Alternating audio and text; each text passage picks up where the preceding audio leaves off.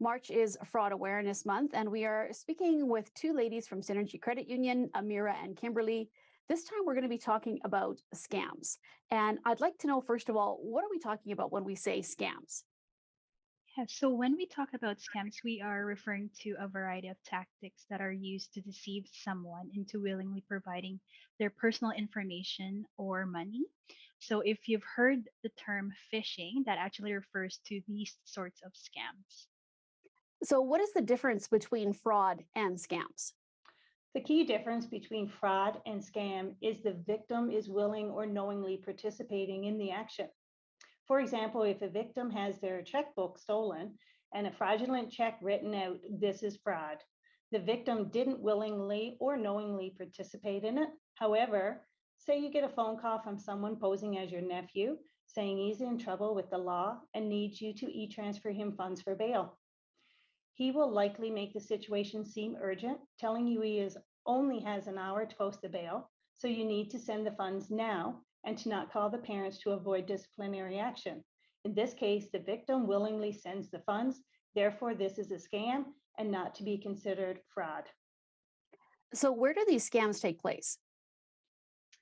Yeah, so the most common sources of these scams are emails, could be text messages, phone calls. Sometimes it can also be physical mail. It actually takes an average of 82 seconds for someone to fall for it when a new type of scam is being launched. Well, and Kimberly, let's talk a little bit about what type of scams there are. There's a wide variety of scams out there. The winning scams, where you are told that you've won some money that you didn't apply for. The seller scam, where you are tricked into paying a small amount of money for something normally expensive, but the seller never ships you the purchase. There's the romance scam, where someone develops a relationship with an online person who tricks them into buying them gifts, travel, or giving them cash. There's also threat scams, where the scammer impersonates your bank, the government, the police, or the CRA and demands money or personal information under the threat of a huge fine, arrest, or other consequences. Well, let's talk about these and how they work. And Amira, can you maybe give me some examples and some scenarios? Yeah, sure thing. Here's actually one I just recently dealt with. So, a text message came to my phone from an unknown number saying my package was being held until I paid a fee. The only thing was I wasn't really expecting for a package. So, if I had clicked that link in the text message, it would then ask me to provide my personal information. And so from there, I would then become like a victim of this scam, right? So, a few important details for me to look at was like it didn't really specify any details, but instead it created like a sense of urgency that it looks legitimate and really like wanting me to do something about it.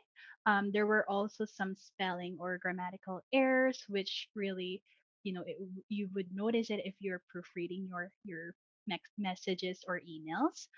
So these types of scams try to look legitimate and they hit you in text messages, calls, or email to caught you off guard.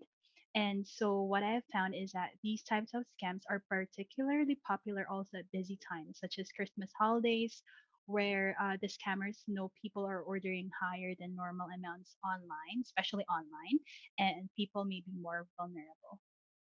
So, how do you spot scams and how do you protect yourself from them?